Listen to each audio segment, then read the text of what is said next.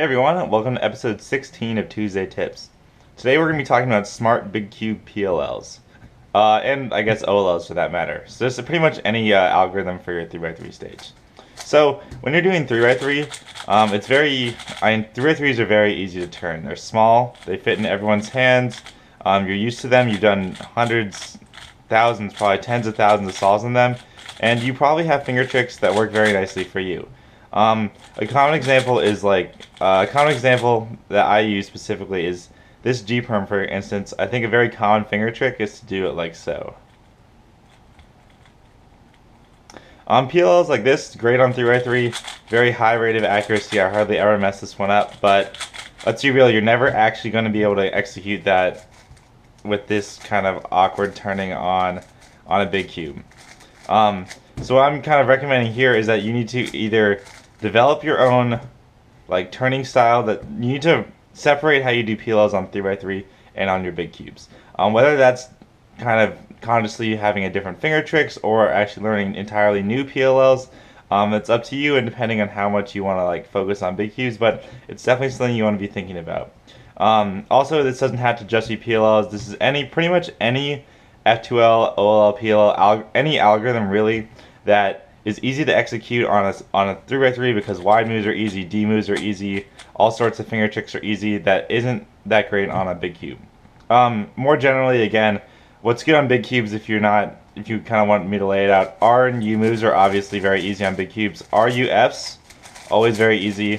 Most of your RUF algorithms will be just as fast, well, almost just as fast on a big cube. Things that aren't great, L moves. While this J-perm is okay, L moves really are a little awkward because you want more of your left hand to hold the cube during big cubes.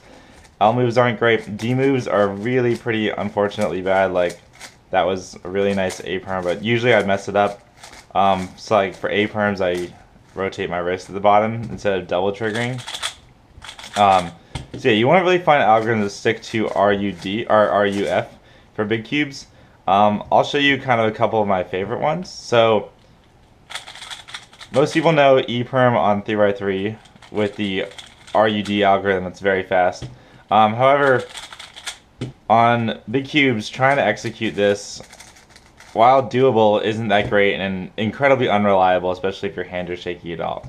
So for this E-perm, my case is I hold orientations like this, do a Y or whatever this is, U2, R2F, triple sexy, undo.